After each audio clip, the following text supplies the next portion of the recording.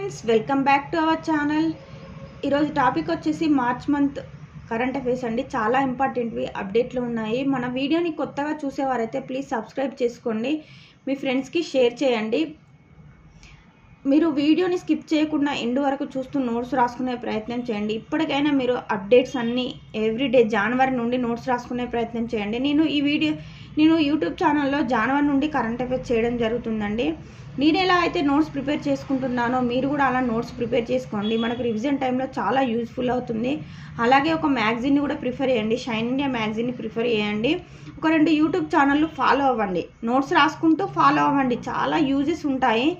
మీరు మళ్ళీ లాస్ట్కి టెన్షన్ పడకుండా ఉంటుంది కరెంట్ అఫైర్స్ కోసం. సో ఒక స్పైరల్ బైండింగ్ పెట్టి నాలాగే మీరు కూడా నోట్స్ ప్రిపేర్ చేసుకోండి.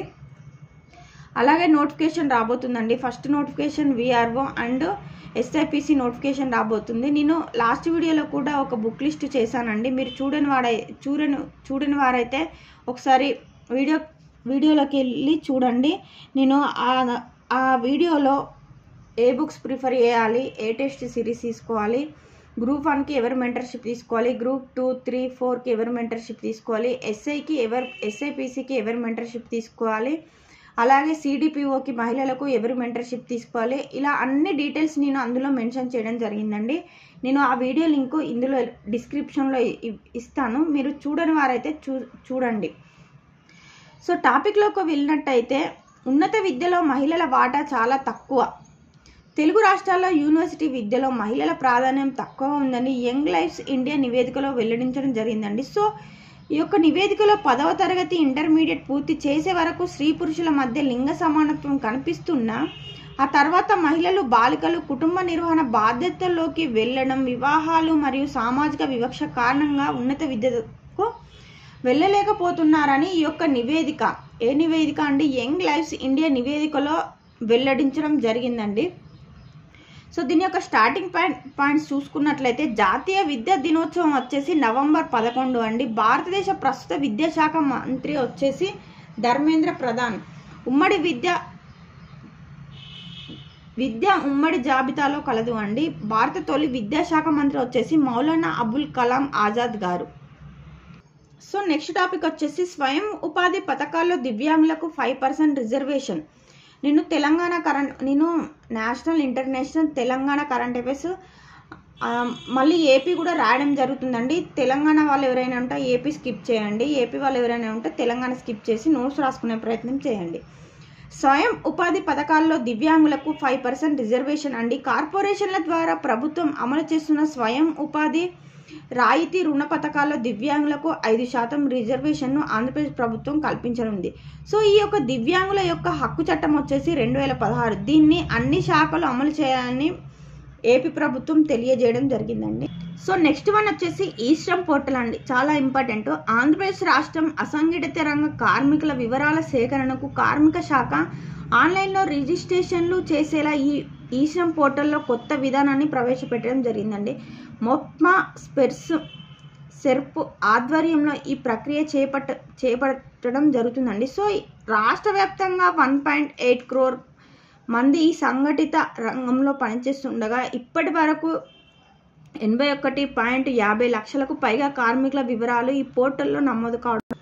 సో నెక్స్ట్ వన్ వచ్చేసి ఇంపార్టెంట్ అప్డేట్ అండి. UPSC joint secretary Anuj Kumar Singh union public service commission joint సెక్రటరీగా Indian railway service of electricals engineers అధికారి అయిన అనుజ్ సింగ్ కుమార్ గారు నియమితులవ్వడం జరిగిందండి. సో దీని యొక్క స్టార్టింగ్ పాయింట్ చూసుకున్నట్లయితే, యూపీఎస్సీ ఏర్పాటు వచ్చేసి 1926 అండి. దీని యొక్క హెడ్ క్వార్టర్స్ వచ్చేసి న్యూఢిల్లీ. ప్రస్తుత యూపీఎస్సీ చైర్మన్ వచ్చేసి ప్రీతి సుడాన్. ఈమె ఈ మధ్యకాలంలో నియామకం కావడం జరిగిందండి. జాతీయ సివిల్ సర్వీస్ డే వచ్చేసి ఏప్రిల్ 21. ఇలా మనం నోట్స్ రాసుకునేటప్పుడు స్టాటిక్ పాయింట్స్ కూడా అప్డేట్ చేసుకునే ప్రయత్నం చేద్దామండి.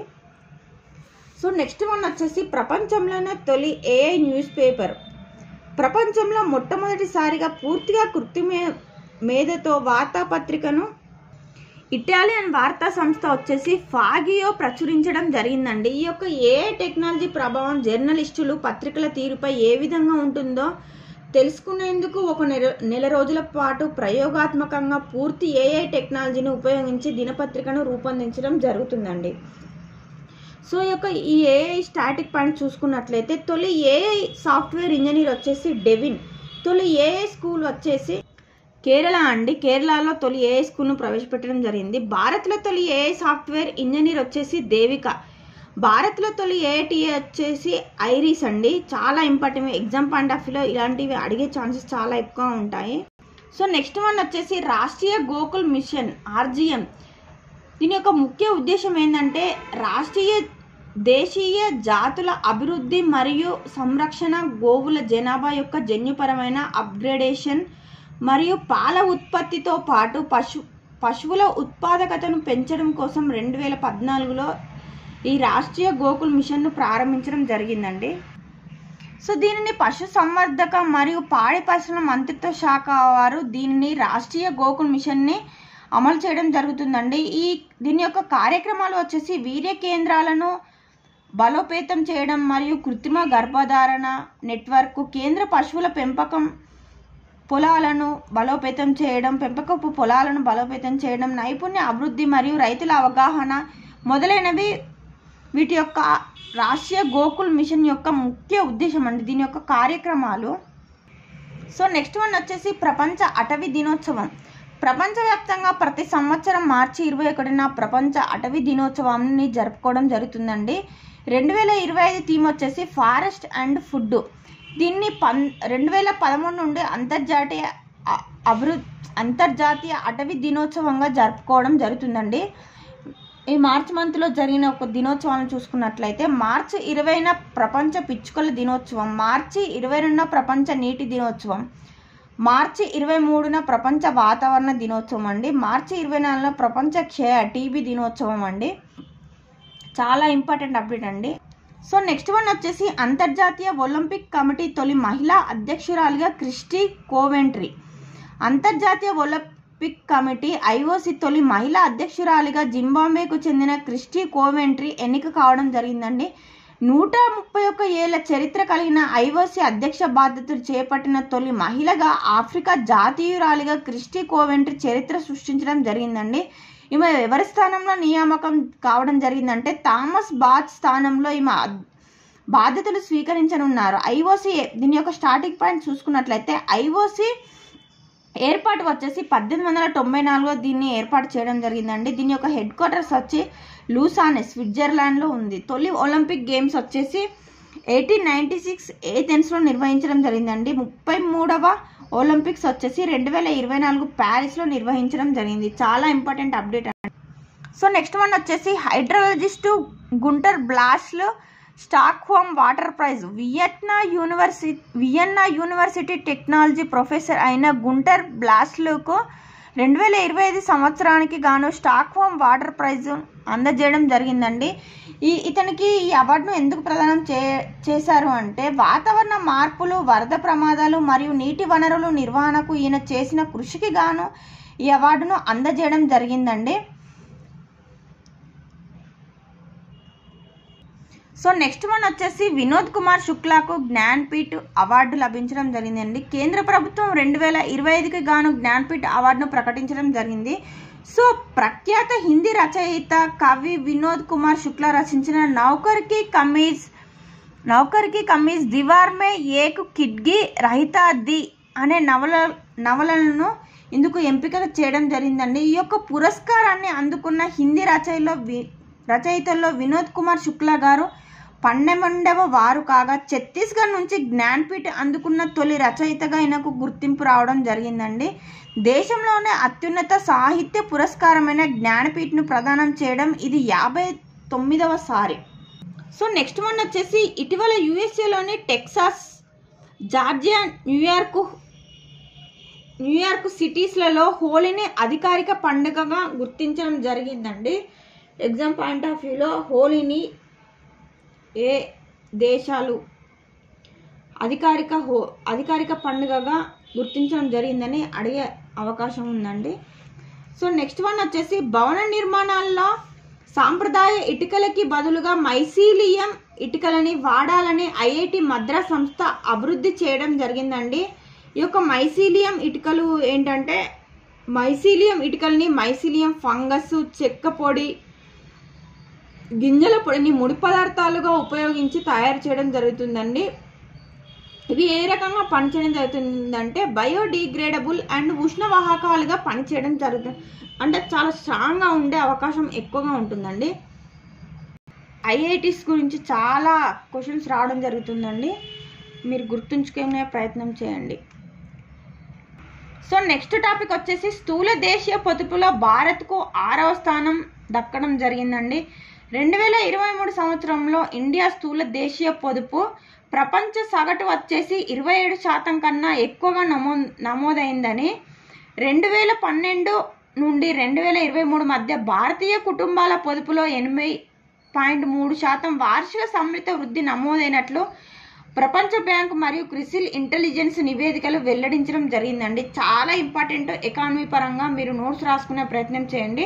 సో ఈ యొక్క స్థూల దేశీయ పొదుపులో మొదటి 5 దేశాలు వచ్చేసి సింగపూర్ 58.5% అండి, సెకండ్ ప్లేస్ వచ్చేసి చైనా, థర్డ్ ప్లేస్ వచ్చేసి ఇండోనేషియా, ఫోర్త్ ప్లేస్ వచ్చేసి మన భారత్ అండి. భారత్ యొక్క పర్సెంటేజ్ వచ్చేసి 29.3%. ఫిఫ్త్ వన్ వచ్చేసి మలేషియా అండి.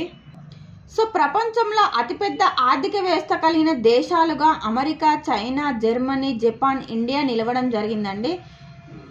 ముఖ్యమైన టాప్ ఇంపార్టెంట్ అప్డేట్ ఏంటంటే 2027-28 నాటికి ఇండియా 3వ అతిపెద్ద ఆర్థిక వ్యవస్థ కలిగిన దేశంగా అవతరించబోతున్నట్లు ఐఎంఎఫ్ మరియు నీతి ఆయోగ్ వంటి సంస్థలు వెల్లడించడం జరిగిందండి. దీని యొక్క స్టాటిక్ పాయింట్ చూసుకున్నట్లయితే ప్రపంచ బ్యాంక్ వచ్చేసి 1944లో ఏర్పాటు చేయడం జరిగిందండి.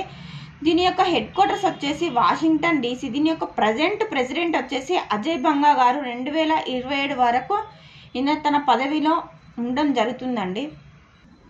సో నెక్స్ట్ వన్ వచ్చేసి పాడి పరిశ్రమలకు ప్రోత్సాహకాలను ప్రకటించిన కేంద్ర మంత్రి మండలి దేశంలో పాల ఉత్పత్తిని పెంచడంతో పాటు పాడి పరిశ్రమకు అవసరమైన ఆధునిక మౌలిక వసతుల కల్పన దిశగా కేంద్ర ప్రభుత్వం కీలక నిర్ణయం తీసుకోవడం జరిగిందండి.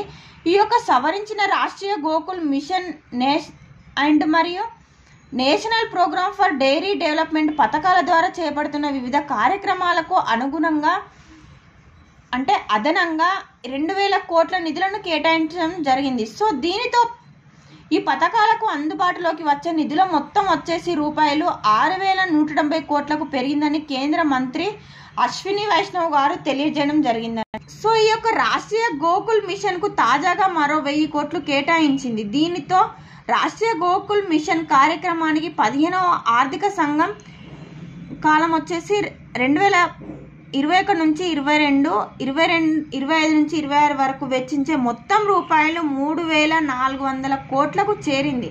మరియు నేషనల్ డైరీ డెవలప్మెంట్ బోర్డు కార్యక్రమానికి కూడా వెచ్చించే మొత్తం 2,790 కోట్లకు చేరడం జరిగిందని ఈ యొక్క మంత్రి మండలి తెలియజేయడం జరిగిందండి. ఈరోజు చాలా ఎకానమీ పరంగా చాలా ఇంపార్టెంట్ అప్డేట్లు ఉన్నాయి, మీరు నోట్స్ రాసుకునే ప్రయత్నం చేయండి, మీ ఫ్రెండ్స్కి షేర్ చేయండి. ఈ వీడియో కనుక మీకు నచ్చినట్లయితే ప్లీజ్ షేర్ చేయండి, లైక్ చేయండి, సబ్స్క్రైబ్ చేసుకోండి. Thank you all.